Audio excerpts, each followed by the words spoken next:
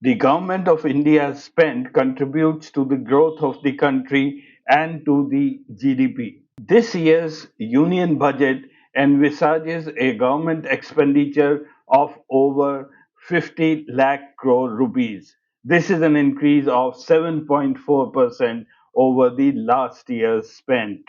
India's GDP last year at current prices stood at 331 lakh crore rupees, which means the government spending contributes to about 14 to 15% of India's GDP. In 25-26, the government spending is expected to be 14.2% of our GDP, out of which 4.3% is going to be the effective capital expenditure. In rupee terms, this means that over 15 lakh crore rupees will be spent on infrastructure development. But this massive amounts of spending by the Modi government, is it really resulting in infrastructure improvement? That remains the biggest question today. Stay with me as I take you through some very interesting data on this aspect.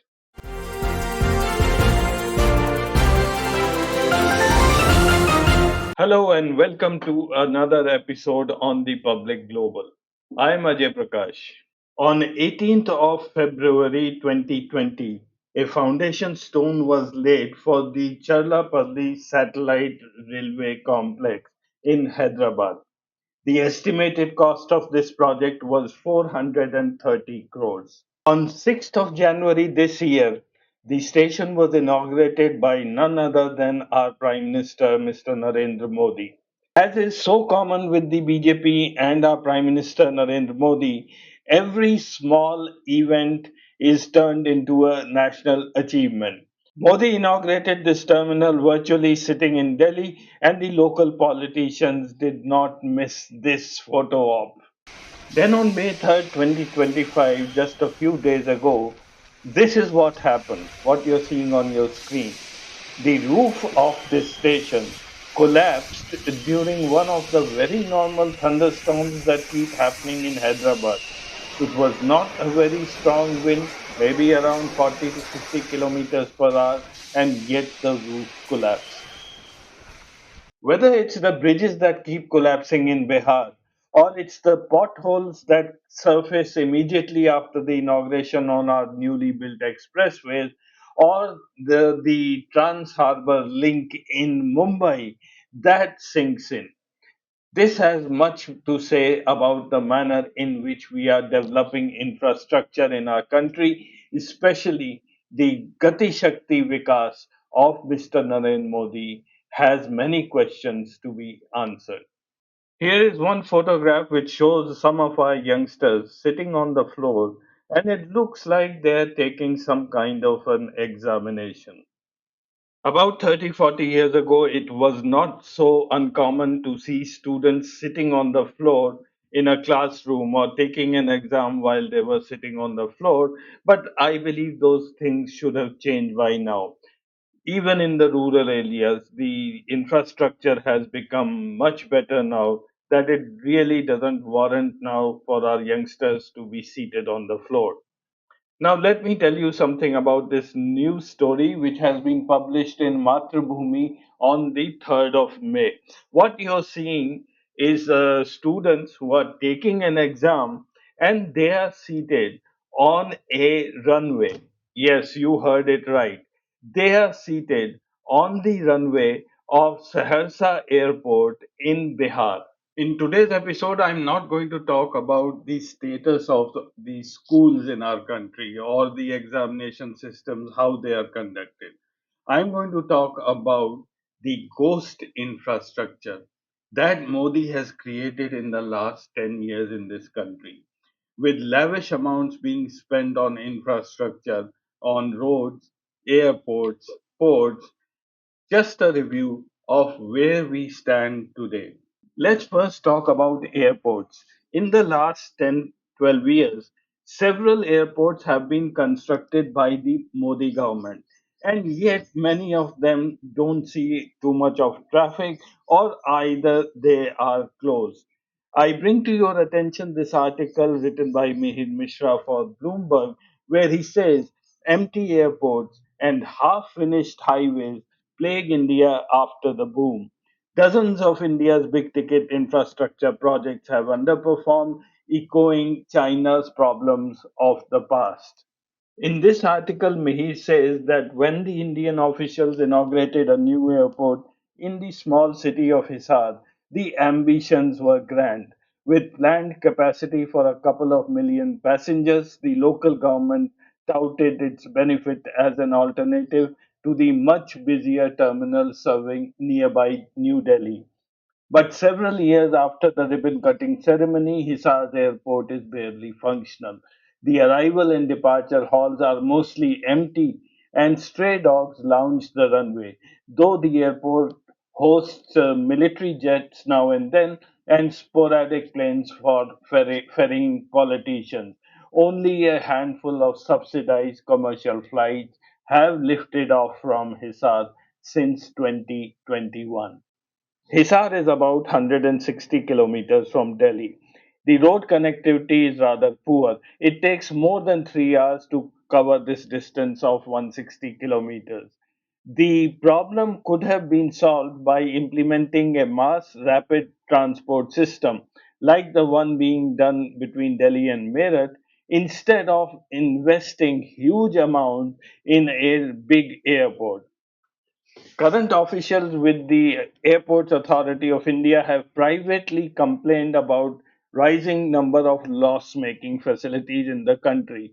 In a report reviewed by Bloomberg News, the AAI raised the possibility that the government may need to offer viability gap funding to struggling airports for another 10 to 15 years, what was earlier supposed to be for 5 years. Smaller airports require at least 8 to 10 commercial flights a day to recover their operating costs, according to an estimate in this AI report. Half of airport authorities' 140 airports hosts less than 10 flights a day. Data analyzed by Bloomberg News shows. And yet, the Modi government doesn't stop bragging about itself, saying that it has doubled the number of airports in India from 74 in 2014 to 148 in 2023. Now, this statement is totally untrue. I have already done a fact check on this. Until last December, the airport count was 135. 22 were commissioned after 2014 and 113 existed before 2014. The list is given here of those 22 airports, and the ones marked in red, Kushinagar, Rupsi, Pakyong, and Hisar, all have seen nil traffic since their inception. And coming to the airports in Bihar, if you look at Wikipedia, most of them, apart from Gaya and Patna, remain closed except Darbhanga Airport. Begusarai, Bhagalpur, Munger, Muzaffarpur, Saharsa, and Raxaul. All of these airports stand closed today. Now, the problem is not just that we have spent huge amounts of money to create these airports, the passenger growth has also started to decline from this year onward. This data is from Airports Authority of India, and if you see the growth here for last year is down to only 6.12%. Growth in Indian aviation, you leave aside the corona period, was around 9 to 10%. So we are seeing a reduction in the number of people who are flying. I will now quickly run through the list of airports which are seeing a decline in passenger traffic. Starting with international, Goa has seen a reduction of 43%, Srinagar 42%, Vijayawada 21%, and Nagpur 5%. It could be that international flights to these airports have been stopped. On the domestic side, Kushinagar 0, Kannur -8, Agra -8, Shillong -22, Bareilly -5, Kadapa -19, Jaisalmer -10, Jorhat -22, Gulbarga -43, Mysore -25, Porbandar -72, Pondicherry or Puducherry -24. Shravasti is closed. Utkela has low traffic, and these Roopsi, Tezpur, Tezu, Bidar, Karnool, and Sindhudar, all of them, I think, are not operating any passenger traffic these days. Now, before I get into the next section, a request to all our viewers that if you haven't yet subscribed to our channel, please do so.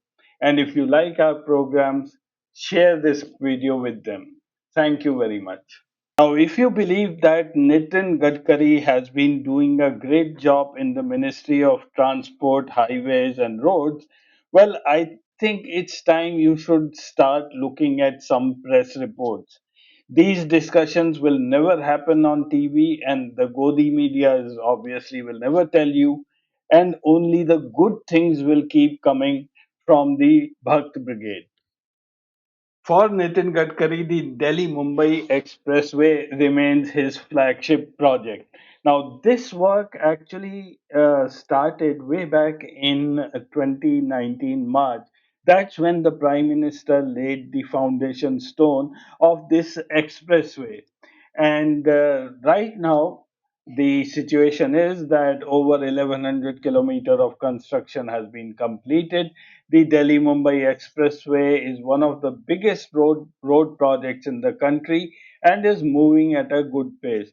According to the Ministry of Road Transport, 1156 kilometer of the total 1386 has been completed. Out of this, 756 kilometer road is already open for public use. The construction of highways and expressway picked up during the 2021 pandemic years. But after that, there has been a slowdown due to a combination of factors, including a decline in new project awards, government restrictions on new approvals under the Bharatmala program because of the paucity of funds, and delays caused by the Model Code of Conduct during election, the monsoon season, additionally, the high debt levels of the NHAI, and delays in executing the hybrid annuity model. Now, I'll tell you a little bit more about this HAM model. An aggregate length of over 2,200 kilometers of road so far have been awarded under the hybrid annuity model by the NHAI. The hybrid annuity model is a mixture of two things: a fully funded government project and a BOT, that is a build, operate, and transfer, which is typically done by a private contractor.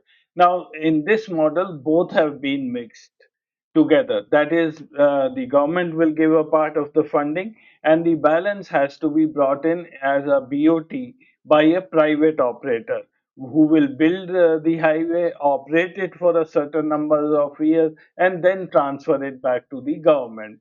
Now, this is proving to be a cumbersome method and is adding to the delays of new projects. The NHAI and the Ministry of Transport and Mr. Nitin Gadkari himself, well, they might not agree, but there is news that contractors are not getting their payments on time. It doesn't appear to be a large scale problem, but then whenever it happens, this news spreads pretty fast. And then the contractors are going in for arbitration. Now, the arbitration cases have increased dramatically after 2022, and now NHAI is looking to reduce the time taken by arbitration by roping in more retired judges. In Punjab, there appears to be some political bickering going on between the central government and the state government.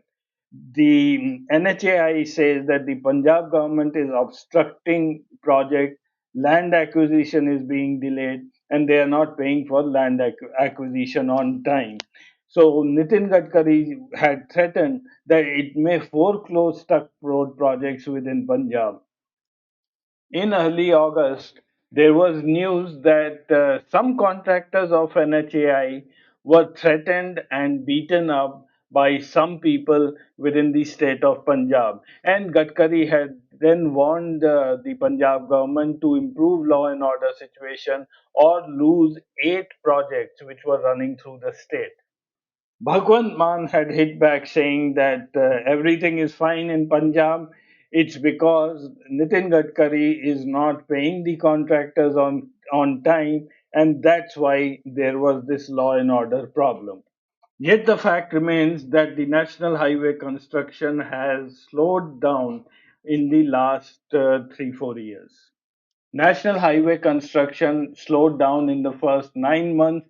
The total highways built were around 5,800 kilometers, which was well short of the target of 6,500 kilometers. And last year, in the same period, we had done 6,200 kilometers. Now, the fear is that if Nitin Gadkari doesn't act fast enough, we might land up in the situation similar to 2012 or 2013, when the payments had become such a big issue to the contractors that the works had come to a standstill. What I'm not touching upon here today is the huge debt burden of the NHAI and the pre closure of loan, which is leading to a high degree of stress on the budgetary allocations for the NHAI.